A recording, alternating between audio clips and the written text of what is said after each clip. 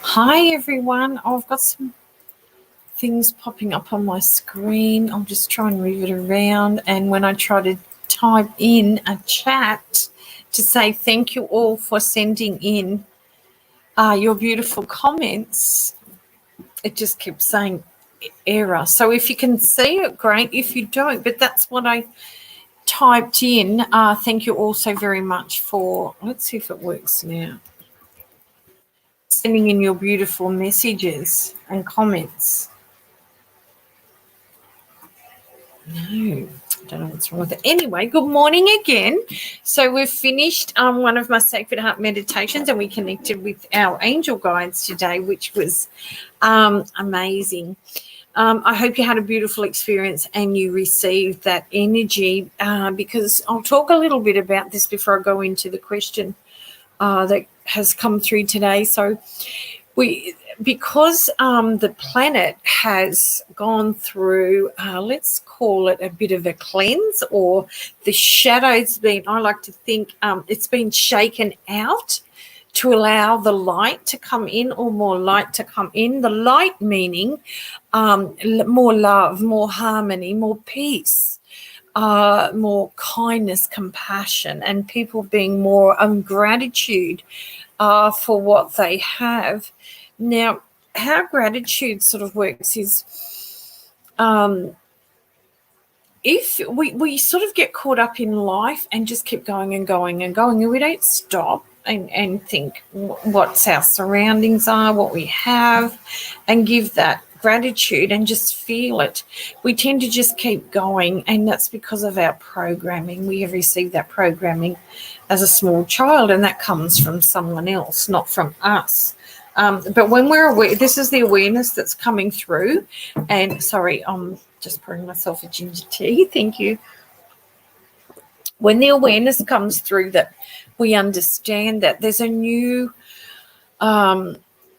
awareness that comes with that lets us know that the gratitude is even simple things like, I'm just grateful to open my eyes and have, for me, this is what I do. I have a beautiful bedroom, a comfortable bed.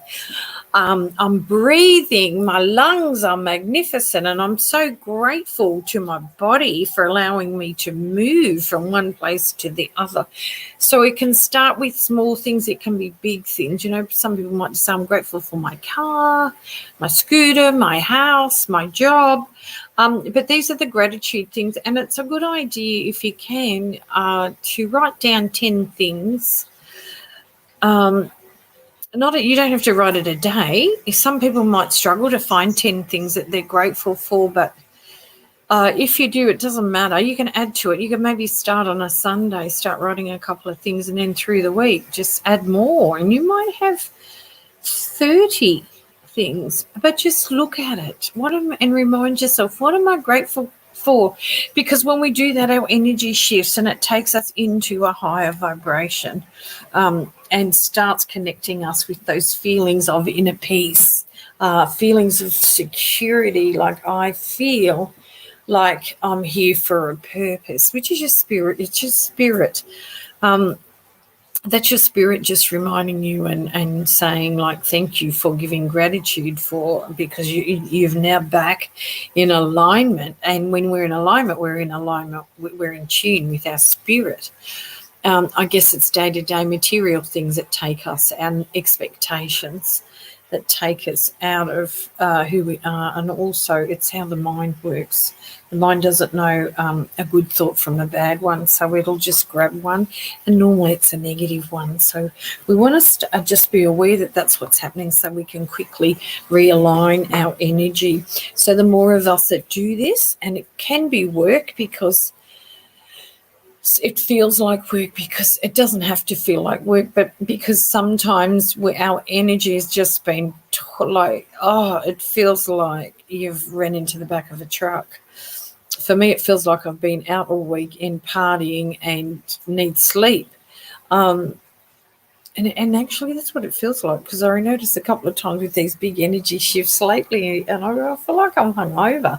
But it must be an energy hangover, because it's like a shift. Excuse me, shift in energy being transmuting and transcending into, it's like a transcendental, where we move into the higher realm, and there's something inside us that tells us our truth, what our truth really is. So that's a little bit about what's been going on and the energy and how we can realign. Just always remember the word intuition, meaning when I teach in my workshops and retreats and classes, I use the word intuition, means in tune with you. If you write down the word intuition, into you, I have a little free handbook that I normally hand out, and it explains, goes into depth about what intuition really is. So if you're feeling excited, or you feel this deep desire within you, it's a yes. This is your intuition speaking or communicating to you. It's right. If it makes you feel heavy and tired, it's a no. It's your intuition telling you a no. That's simple. I teach developing your intuition, and I'm doing an online course, creating an online course about that. So I'm so excited about that. But the one thing that I really wanted to talk about today too, which was asked by me, is about how do I find a healer that is authentic, because I've had people tell me about their experiences, and I'm a little bit horrified. And and I'm thinking, because this industry is not really mandated, and it doesn't need to be. It just needs to be, I guess, people following their intuition, or because at the moment with the big shift, and it's going to get stronger, our psychic abilities and intuition are being developed, and they're heightened at the moment because we haven't been taught as children how or what that is. We don't know that that's what it is. So until we start being aware what's coming in. So here's a couple of little tips. So someone who is authentic to your needs. So healer can mean many things. It can mean a doctor, a nurse. It can mean a psychologist, a counsellor. And it can be, my past employment has been a counsellor for many, many years. And working in welfare for police as well as health. And now I say I'm an energy healer, or more of a spiritual energy or intuitive, because there's many, many modalities different healers use. And it's like saying, well, some people might be thinking, well, why is she mentioning the medical model? Well, it goes a little bit like this. If I, as a healer, and someone had chopped their arm off, and they come in and said, can you just put this back on? I can't heal on an arm. That's a job for a doctor or a surgeon. So we've got to think about there's needs and why it is the way it is.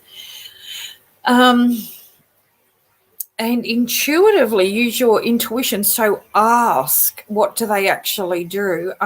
Because some of the things that have been given to me that horrified me were borderline sexual assault. I would say sexual assault. And I'm being very bold by saying that, and a lot of people might not agree with that, because they're going to healers and they're getting very physical with them, and they're touching areas where they shouldn't on the body, because energy is energy. So energy is coming in and out of you at any one time, and as the healer is coming in and out of them, energy does not get stuck where the hands need to be entered inside the body and be released. I don't know who started that or where that come from, but that's not how it's done from, I believe, because energy, when you work with energy, you're actually working with energy is emotion or emotion. So it's energy in motion. It's something that moves in and out. We can't see it.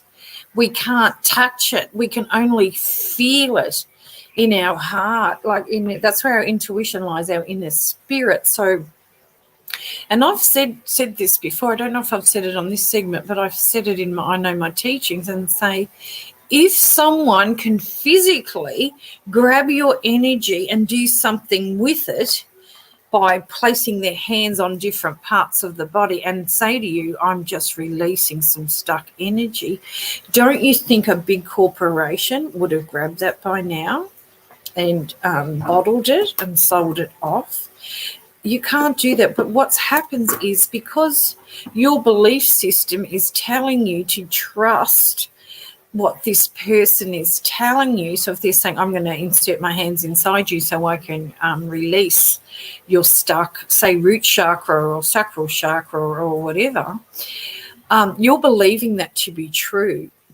So you are going to take that on, and if you do feel good after, because maybe they might play some nice music, which is a frequency, it's all energy, which stimulates your cells and makes you feel good.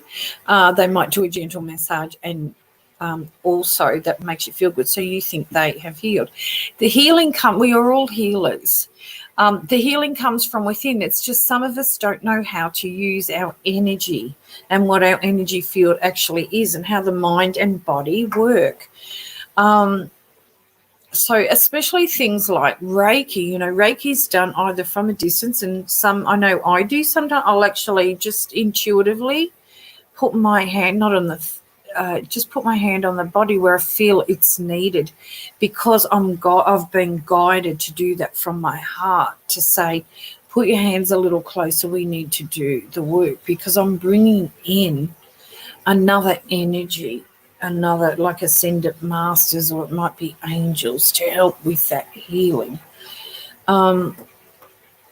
Crystals are the same. If you have an energy block around your sacral chakra or root chakra or solar plexus, because that's usually where the blockages are, because the energy down the bottom is suppressed. The energy that is up the top is the energy that flows. So what stops it coming through the body is those bottom three chakras. So pop a crystal on there and just lie on your bed and play some beautiful music, and your energy, you'll feel your energy shift. You'll feel it change, and then be mindful of what the mind is doing as well. It'll either allow you to let go, or it'll start saying, hey, this is not working, or no, we're not doing this. You have to go to the shops, or you might have to go and meet someone, or you haven't typed that report yet.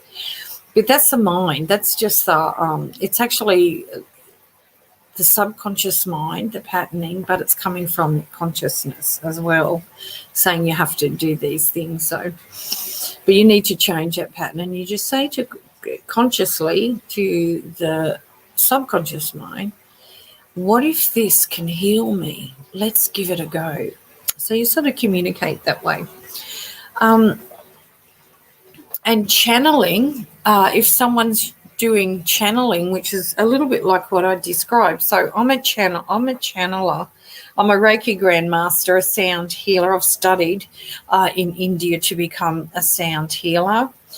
And I've also done many, many courses with angel healers, and intuitively that just developed through my near-death experience, knowing that there was something else and I could call in the energy, and then I had to learn to live in this world, because that's a different energy. It comes through feeling. It doesn't come through audio. Not really. It's a feeling when we're talking about the intuition. So how to find a good healer? I would, if you're looking for a healer and you read something about them, maybe you go onto their website, or you see a little video where they've given a demonstration with a client. If your heart feels good inside and there's something within you that is drawing you to that person because there's a particular word, or just you look at them and think, that's the person I need to see, that's a big yes.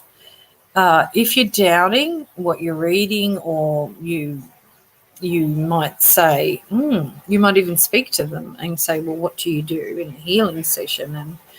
And like for me, I would say, well, I'm an energy healer or worker. So what I do is work with your emotional energy, and I ask you a few questions, and that could be about your relationships, your work, maybe your childhood.